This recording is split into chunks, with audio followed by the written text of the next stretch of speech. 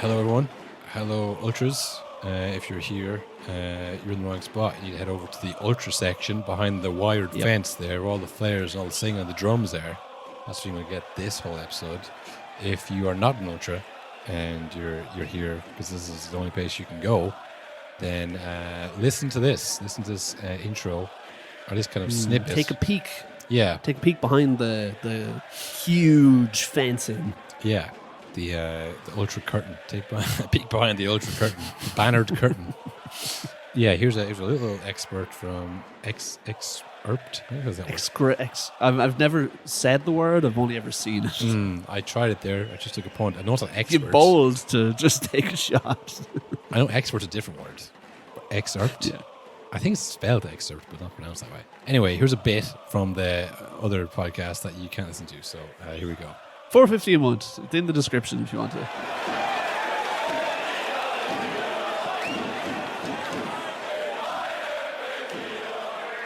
Hello, everybody, and welcome to a No Nonsense podcast. Headline reads: Ireland robbed by sneaky Swiss. What was that free kick about? What, he literally had his simulation example right there. He went down without being touched. Where's VAR? What's VAR doing in this situation? Is there VAR in friendlies? Should there be? No, maybe there isn't. That's fair then. I don't know. I'm sure Scrap the headline. Scrap the headline. Back to the drawing board. But it's funny as well because not only was it like, that shouldn't have been a free, the free fucking went in because Bazunu was standing in the middle of the goal instead of to the side where the wall was. What the hell is that about? Wall on one side, goal the other, you have the whole goal covered. He was standing wall there and I'll stand behind the wall to make sure that side's extra covered, and then he just kicked on the far side. It didn't seem like the best set of wall. Bizarre. Yeah. That was obviously the only goal in the 1-0 loss of Switzerland. I called it, Will, a drawn loss, and people are calling for John O'Shea to be the manager for life. It's actually crazy when I get something this wrong. When I say a joke, and then it's like, that's exactly what's happening. He drew and lost. I was like, he's the man. Look, he has the experience of not making Figo. That's pretty much all you need at this level. You know, he's got way more experience than Stephen Kenny, who like won a few games in Ireland or whatever. You know, who knows what his experience even was. But John O'Shea is the man, a draw and a loss. I really can't get over how many friends he has in the media. It's mad. Literally, so in work, they always have RT news on just all day, every day. So every now and then you just pop your head over, see what's happening. And at one stage I popped my head over and Rio Ferdinand was on telly. I was like, what the hell is he doing here? And he was saying, Shazy has all the credentials for the job. It's like, no, he fucking doesn't. I mean, once you start giving out nicknames, it's like, well, now your opinion is instantly invalid because you're friends with them. You've exposed that like, you know, sometimes you can play with a player for years and not be friends, but I respect him. You know, like I imagine most people with Ryan Giggs have that kind of situation where he's a very good player. I wouldn't say he's a friend. I wouldn't say I know him. But like, if you call him Shazy, he should get the job, and has all the credentials. I mean, now Rio is a classic fucking getting ahead of himself kind of a person. Like you wouldn't mind what he says 90% of the time, but in this situation, if people want him to be the Ireland manager, they'll use that and go, look, even Rio Ferdinand is saying it, you know, as if that's something that should be counted. Look, a more competent footballing authority might just be like, Rio says these things. I could see the FAI being like, wow, that is a ringing endorsement from a footballing grade. That sounds good to me, lads. Let's get him on board. Yeah. Himself said it. I don't know if you saw the abuse that Damien Delaney... Well, Damien Delaney gets abuse every time he's on TV. People hate him because I think he said some not so kind things about United when they were at their worst. And people have said, he's anti-United. He's usually a bit of a critic of United, and it sends people wrong. And there's a big critic of Ireland under Stephen Kenny, you know, and he was a big kind of proponent of he doesn't have the experience at the top level, this, that, and the other, you know. So now it's obviously a new quote unquote era. So in Damien Delaney's head, he's probably thinking, right, I better not be negative here. I better just try and be positive about this and like give John O'Shea at least a couple of games before I start, you know, dissecting his tactical brains on the pitch. And everyone's turning and going, oh, well, I guess your pal John O'Shea is in there now and it's all, you know, roses here in the Ireland team. Not so negative now anymore. So he's angered the Stephen Kennyites and I guess probably League of Ireland watchers who probably think it's a Premier League bias. But he's not alone. Like I say, everyone seems to be fairly positive about this. There's people writing articles saying he should be the man. He's the guy, yeah. I mean, maybe we just kind of skimmed over the game a bit there, but I mean, it wasn't a great game from an Ireland perspective. Or to be honest, a Switzerland perspective, they weren't that good either. Yeah, I think that was the major issue, was that, and Ireland were, I know we lost, but they were fine. Again, Bazunu had a bad game. I'd say Bazunu went into that game with a lot of pressure on his shoulders, thinking, I better perform here, which obviously is going to affect you if you're a goalkeeper. Yeah. But I mean, overall, Switzerland weren't that great, and Ireland were fine in the grand scheme of things. But yeah, we just still didn't look like we were ever going to win or come close to even drawing, I think. Yeah, I know. They completely overran us in midfield. They owned the ball, and they didn't do a lot with this, which wasn't really down to our really good defending either. It was just kind of they weren't really sure, how to finish. Like the goal, like I said, was a free kick that shouldn't have been a free kick. Xhaka had a chance from a Bazunu mistake and hit the post, and I was like, oh god, that would have been a really bad goal to concede. But it wouldn't have been because Switzerland tore us apart, No. And then, to be honest, at halftime, the Switzerland looked at it and said, yeah, we could probably take off Shaqiri and Xhaka and see this out, because they're not offering that either. And that's when we had our best chances, in the second half, when they took the two best players off. When they literally had one eye on, okay, what clubs said people aren't allowed to play the second half of this game? Right, you can come off. Yeah. Because with their club managers as well, you want a good relationship with your best players, club managers as well when it comes to it. So yeah, they took those players off. We had a few chances. I mean, the highlights is probably Adamita's bicycle kick. That's pretty good, pretty sick. I saw the FAI or one of the Ireland social media things. Yeah. They had up a 1-0 loss in the Aviva, but the picture they used to promote it was the Aviva or the Ida bicycle kick, and I was like, lads, that is shameless to act like this is how we were playing for 90 minutes. That's their job. Well, they're here to promote it, For the bandwagons don't even watch the games. Like, geez, we're doing bicycle kicks now. Maybe I'll go to a game. Maybe I'll go to the Aviva the next time. It's mad that Robbie Brady is probably our best player out there. I don't know. I think when a player like that comes back after a while, and then you think, why did we ever stop playing him?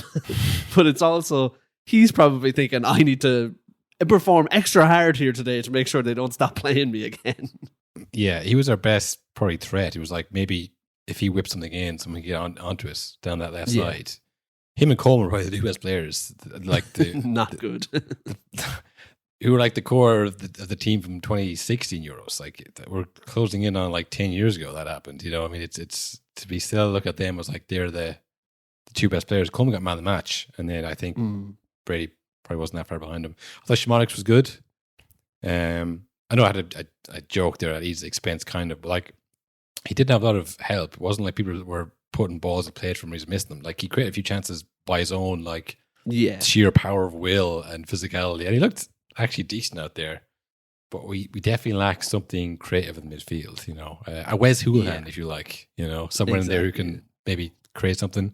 Yeah, I think it's very hard to judge this team on two games with the interim manager, and there's I mean, if we're thinking who's the manager going to be, imagine the players out there thinking, is this the guy? Should I talk to him more, or is this pointless to do this games? I mean, it's very confusing for them as well. I don't know. I think it's been, I wouldn't not a disastrous international break for Ireland, but I think there was a lot of things that it's the off the field stuff that's just, it's like a big cloud over every Ireland game where it's just don't know who the manager is. There's another Oireachtas thing. There's always something going on. It's just, it feels like you can never actually just enjoy and relax and watch the games, because it just feels like every time there's a break, we're a bigger shambles than ever in some form. Yeah, I think a lot of players go through the Ireland squad and not a lot of them stay is one of the biggest issues. And young players coming in, I am not just single out someone like Troy Parrott, but I genuinely thought this guy is at Tottenham. He's good. He's young. He's tall. He's strong. But I don't know where he is now or how he's doing. But it's just, there's been a lot of players like him who come in and they go, maybe he'd be good.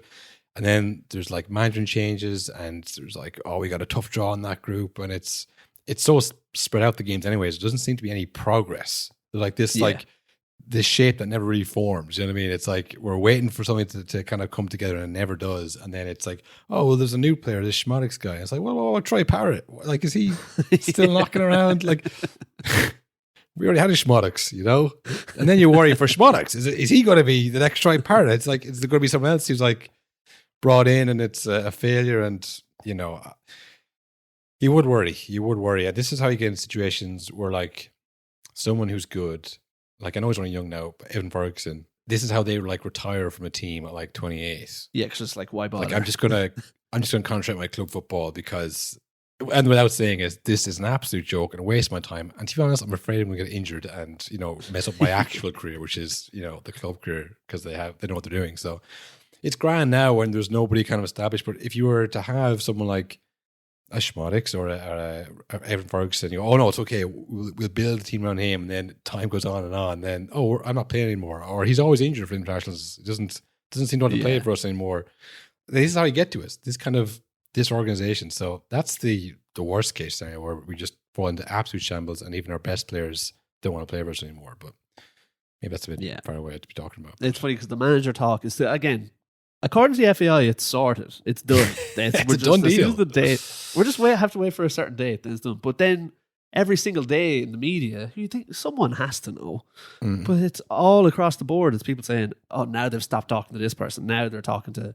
It's come out today that they've interviewed Roy Keane 3 times for the job, and he's very interested. So is he the secret man? Is his contract with the overlap? Gary Neville won't release him. I tell you, that would be devastating for the overlap if Roy Keane takes up a management job. I'm not watching Keane or Neville Carragher talk shite without him. No way. Yeah, and honestly, I said the overlap could pay whatever the FAI pay and double it. They're making way more money than the FAI have. So if it comes out to money, then we're screwed. But I mean, aside from, you know, the future of football podcasting, how would that affect the Irish team? I think it'd be a good decision for them, like based on, given his history as a manager of both Ireland in the Matt O'Neill era, and then his own head manager jobs at club level. I mean, is there a lot there that you know is better than what Stephen Kenny has ever done? And I hate to bring back to Stephen Kenny, but everyone said, look, he's a nice guy, but he doesn't have any experience. And then we're going through these managers who don't have the experience, or certainly have any experience of success any more so than Stephen Kenny has. I don't know. I think Keane coming in, like we said, the circus around everything, I don't think we need more circus in the international breaks. And if there's one thing he'll bring, it'll be, oh, it's an Irish international break. What does Keane have to say this week? You know what I mean? It won't be, the focus will never be on the team again. And you know he'll fall out with someone. And it's just sets us back again to where what should be important is not important again, which has been the case, it feels like, for years now. Yeah. Maybe that's why people look at John O'Shea going, he's perfect, you know, because he's dull. Well, he's not a quote machine. Keane is a quote machine, a soundbite machine. It's incredible that if you were to go through his greatest hits, you know what I mean, how many you'd find. Whereas John O'Shea seems like very relaxed in front of the media because he has played at a very high level. But he's not someone who's like on 6 podcasts or, you know, a pundit on TV. He's not, he's very different from Roy Keane. And maybe that's the level we're at. If we're interviewing Roy Keane 4 times, maybe John O'Shea is probably one of the better options. But I just feel it's weird how much people are pushing him. But yeah, the Roy Keane thing, it would just be about, because you'd be looking for funny quotes. Say the line, do something funny, Keane. You know, because like, we don't care about this game because we don't think we're going to win it. So the journalists and the media and everyone would be looking for Roy Keane to say something funny or withering about one of the players or the opposing team, or, you know, after a loss, like, oh, I can't wait to see what Keane says about this. He's going to be fuming. It's like, it'll all be about that, you know. So I think it would be bad overall, you know. Again, and as well, you know, it's short term with Keane. Like, he's not going to be here for the next 2 tournaments or anything. Like, there'll be a blowout. Yeah. Well, yeah. And again, it's when it's not going well and it's like, you know, 2-0 defeat away to Georgia on a Wednesday night. He's thinking, I could be on the overlap. I could be on any podcast, any football podcast in the world, and be, you know, easy stuff. Just tell stories about Alex Ferguson and then bang, $100,000 a year easy. Like, it's just he's so famous and so good at that. Maybe this is his passion. Maybe he's passionate about it, but I really don't see this being a dream appointment for anybody, to be honest. No, and it's someone else who's had some choice words about this international break in particular is Keane's old pal, and remember they used to always be in interviews together. Eamon Dunphy. I think Eamon Dunphy wrote Keane's book. Is that right? Something about him being his friends in the media. Yeah, that was the old thing. Eamon Dunphy was Keane's kind of liaison in the media. He put out like good articles around like 2002 and stuff. That I don't remember that at the time, obviously, but I mean that's what I vaguely kind of remember of. Yeah, I think he was like Roy Keane's guy. I think so. I don't know. But that was what I remember. Yeah, but Eamon Dunphy, who I've only discovered over the week, has it seems like a weekly opinion piece in the Mirror about Irish football, which doing that for years. Never knew he's still doing that. We could have been milking this dry every week. He does do a podcast with John Giles and Liam Brady. So. I heard that. Right? Yeah. He's doing a lot of work. He's a journalist, by trade. So I mean, he's grafting out there. He's grafting. So he said the headline reads: Brian Kerr appointment was nothing but a PR exercise from the FAI. So Dunphy is saying apparently Brian Kerr was brought in, even though O'Shea asked not for him to be brought in, or like that he'd rather he wasn't, and that O'Shea wanted his own people, and they're like, no, people love Kerr. We're trying to get people on side here. Is this what Eamon Dunphy is saying, or is this actually reported by somebody That's else? the gist of it, but here's his actual quotes. For all that's been said, it's pretty clear that Brian Kerr's involvement in the international window was the FAI's call, not O'Shea's. What's the thinking behind it? I can't figure it out at all. It's 13 years since Kerr stepped down as Faroe Islands manager. He hasn't been involved at the cutting edge of the game for a long time.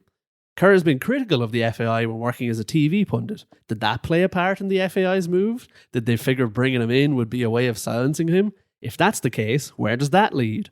Will I be getting a call to sit on O'Shea's lead this evening? Oh, I love it. He continues. He says, on Saturday, I kept a close eye on what was going on with the Ireland management team. O'Shea consulted regularly with coaches Glenn Whelan and Paddy McCarthy.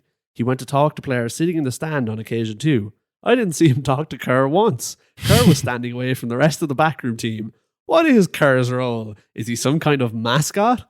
When his image flashed up on the screen, there was a cheer from the crowd. Maybe that's his role. Cheerleader. I love all these questions he's asking that he some of them he knows the answer to, others he's genuinely asking. I think it's a nice mix. And then the last sentence of the article, to tie it all up nicely, says, it looks like a PR exercise by the FAI to me. Typical from an organisation that lacks any real substance. Oh, God. Withering. Signed, yours truly, Eamon Dunphy. Please hire me as a mascot. I would love that. Yeah, not the best forms from England or Southgate, which particularly then, Will, means that he's linked with a new job. Yes. He's linked with the job that all... anytime you see an underperforming big name manager, you think, I know where he'd be doing well. Yeah. He has been talk over the last few weeks about him being linked with the Man United job, which seems insane to me. Everyone's biggest criticism of this England side is probably the best collection of players we've had in 20 years. But that Southgate fella, he's going to ruin it. That seems to be almost be a consensus. Yeah. Yet here we have Man United team with not great players, or a kind of cohesive tactical plan. I don't know why you get Southgate in to get you over the line of, I guess, back to the top. It's gotten to the point where it's like, I say it all the time, of like, why did we get rid of Ollie if this is the football we play now? Yeah. Like, Ollie is just as good as all of these people. Yeah, it was a simpler time, wasn't it? 2017, 2018. A good time. Yeah. But I don't know, it's madness. It's even the fact that he's still managing England. Why are you trying to poach someone? Surely there's a manager available out there rather than trying to take a lad from what's definitely his dream job. Yeah, it seemed like a strange one. I saw someone tweet this before, literally I think last week, when they were quoting this story, or maybe I think it was Gary O'Neill to Man United. And it was like reported by all the major outlets. And he tweets like, if I was president of sports media, the first executive action, he was an American, by the way, my first executive action would be to ban big outlets using rags as reputable sources and saying, reported in a newspaper, and just put it on somebody else. Like, don't report the stuff that isn't true or there's no basis to it, I mean, it's most of the stuff reported in football media is rumors. It's all rumor mill, paper talk. It's all like made up stuff that like has very little basis in fact, or it's an agent who's putting out there trying to get more money. Like half the stuff doesn't come true. It's all just bullshit. And it's like, that the new people in charge of Man United, their whole thing is right. From top to bottom, we're going to hire the best of the best of the people out there, from the fucking, the catering to the whatever. But then for manager, they're like, I don't know, who's a big name? Like, it doesn't make sense. That's not how it's going to go. We don't know how it's going to go. We don't know what's going to happen. But these stories that come out, and then it's asked, and it's like, look, we're talking about it again. The big guys are talking about it, Will, just like us. It was on the thumbnail of last week's overlap. It said Gareth Southgate to Man United. And I said, what? Yeah, because it's funny to talk about. It's like, it's interesting to like discuss why that wouldn't be a good idea, even though it's like, do we need to have a deep dive of this? He's never managed in or other than Middlesbrough, and it's not. But whatever. There was another manager story. Will, do you want to?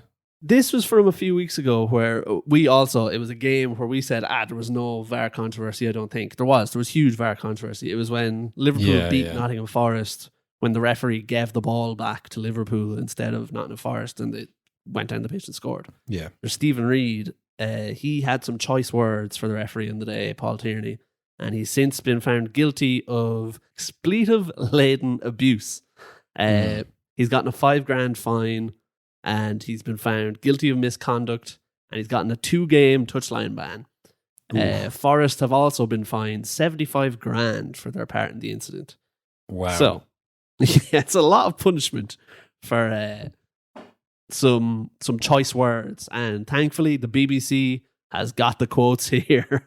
Oh, thankfully we can hear what this is all about. So we can make our own judgment. Was it enough or was it too much? We'll see.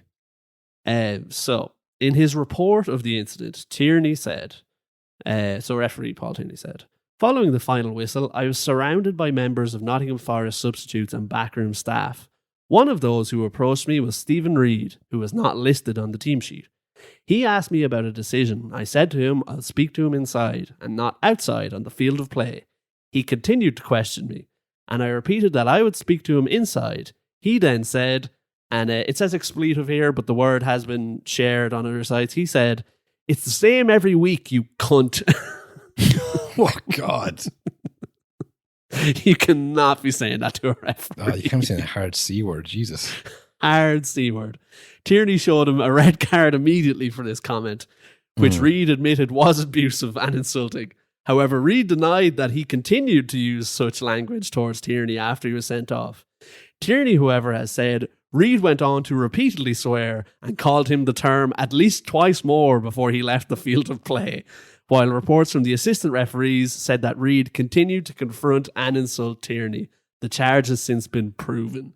So yeah, it's the 4th time in 18 months that Forest have faced a sanction for surrounding and insulting a match official. Yeah, that's not great, is it? That's a discipline issue there. But you can't be saying that. They're mic'd up. Yeah, we know they're mic'd up now. This is the thing. Yeah. And it's for Stephen Reid then to say, no, I didn't. I might have called him it once, not 3 more times. And they said, yeah, you did, idiot. It's recorded. Well, am I right in saying Paul Tierney was also the anti-Liverpool manager that Klopp said, you won't believe what he said? Yeah. So what is it about Paul Tierney that people look at him and go, he doesn't have a mic on? I know they should, but I could judge by the way he stands. He doesn't have a wire on him. Yeah. Honest to God. I forgot about that. It's mad that Klopp was allowed to continue in football after blatantly lying that a referee said something to him. He tried to besmirch his reputation, Yeah, that's insane. This is why football is stronger than ever, Will, and it's closer to the community than ever, because these kind of things are being kept in line. Yeah, I think they appeal their sanction. Nottingham Forest. Well, they only got 4 points. I mean, it's not going to be lower that much, is it? And that seems like the way of the game now. I think Leicester have been found guilty, and they'll be getting a point deduction when they come up to the Premier League next year if they get promoted. So it's just like, eventually we're all going to get the point deductions. Just hope it's a 4-pointer or a 5-pointer and you'll be grand. Yeah, that's really the beginning of the end. If everyone just gets sanctions and they just continue on, and it's like, well, whatever, it's just if you're going into a season and say, right, our FFP is, we're up against it here, but I think the max we're going to get is 6 points. So lads, start the league as if we're 6 points behind, and we'll just sign Mbappe. We'll have to manage that. It's like injuries will happen. We accept that. We will be sanctioned for breaking the rules. That's a reality of the game now. That's where it's going to go. Which then just like makes a mark of the rules, and they'll just stop being enforced, and it'll just be, a joke. But again, probably too far in the future to worry about that, Will.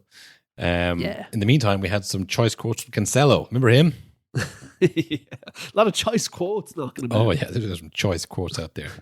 If you remember, he cashed your mind back about 2 years ago, I guess. At this point, he had a falling out. There was a clip going around of his falling out with Pep Guardiola in the Man City training, and then like rapidly he was out the door. Pep said he is gone, and so it was. He was then loaned out to Bayern Munich, where he would lead them to second place in the Bundesliga. Will, pretty good move for him. Good. As you would watch City then win the treble that year. He was speaking to a Portuguese newspaper, Abola. Yeah, he rejected the story that he was dissatisfied with the amount of game time Nathan Ake and Rico Lewis were getting under Guardiola. Now, I think it's one of those ones where I think he was upset about the game time, and people then said, because he's behind Ake and Rico Lewis. So they kind of not made up the story, but I put the two and two together that like, it also kind of framed like he had a problem with young Rico Lewis, the 18-year-old. He was bullying this kid, So maybe lost in translation. Maybe Cancelo was like, get it right. I wanted to play, but I had no issue with the two boys. He said, lies were told. Ooh. Strong start. I've never been a bad teammate for them, and you can ask either Ake or Rico. I don't have any superiority or inferiority complex towards them. But that's neither of them. I'm perfectly stable, right in the middle, good human person. Okay? No psychological issues whatsoever. But that's the manager's opinion. Asked if he was disappointed by the reports, he added, I was, because it wasn't true. I think Man City was a bit ungrateful to me when they said that, because I was a very important player in the years I was there. I never failed in my commitment to the club, to the fans, and I always gave everything. I remember a time when I was robbed and attacked, and the next day I was playing at the Emirates. These are the things you don't forget. I left my wife and my daughter alone at home, terrified. Fucking hell. People only remember that because Mr. Guardiola has much more strength than me when he says something. Mr. Guardiola. People don't really remember this because Mr. Guardiola has much more strength than me when he says something, and I prefer to keep to myself. I prefer to know that I'm telling the truth. I feel fulfilled what I did. I'm a transparent person. I never lie. So... No inferiority complex, no superiority complex, and I never lie. I've never lied. I left my wife terrified for this club. But they said, I hate Oscar Bob or something. Yeah. One of the young lads, you could ask them, and I'll be there. Wow. That was really getting going there when we cut it off, wasn't it, Will? Yeah. I cut it off mid-sentence this time. That'd be really annoying. I really want to hear where that was going if I was someone who wasn't paying $4.50 a month for it. Good news is it's open to anyone. Anybody can listen to that over on patreon.com. Become an ultra today, $4.50 a month. We're coming to the end of the month. So it'd be a great time to sign up because you'd get the full month out of it. If you wanted to try it out, try it out for the month, see what's going on. $4.50. Yeah, you spend it once. There's no contract. You give us $4.50, you get the whole backlog. Yeah, you can download them all to your phone, and then you can leave the Patreon if you want. That's a good idea. That'll keep you covered for about fucking 2 months, I'd say. If you're literally looking to have just voices in your ear while you're driving that aren't too offensive, Just do that. Sign up for the Patreon, download all the episodes, save them externally to your phone or your laptop, and then you're done, you know? You got the whole thing for a $5. Replace your white noise now. Because, I mean, all we're going to do is going to leverage the subscriber numbers to an advertiser and fool them into sponsoring us. So, I mean, we all are winners in this, except for, like, the sponsor, I guess. We're all working together. Yeah. None of us care about football. None of us are that pushed. All we care about is money and making it, you know, and paying for stuff. That's what it's all about. So, we will appreciate your support, no matter what way you want to do it. As we said there, it's a good time to sign up. It's not too expensive. It is literally the price of a cup of coffee now, which is actually a bad thing for the world that it's gone up to $4.50, but it's much closer than it used to be. People used to say that. People now, if they're buying a coffee or a pint, they say for the cheap price of a Patreon subscription. Yeah. So yeah, look, sign up for that. Give it a go. We'll be putting stuff out now as the season kind of comes to an end. But after that, we'll have the Euros almost immediately afterwards. So we'll be pushing out the boat for that as well. So good time to sign up. Do it. Just do it. Yeah, come on, hurry up. Come on, I'm all day here. We're not going to stop recording until we get a notification that someone signed up for the Patreon. Yeah, like we're just going to keep going with this, you know? Yeah. This is live also. Yeah, we're live right now. We're live. Chat, what's going on? Can you believe no one signed up yet? W's in the chat if you signed up for the Patreon.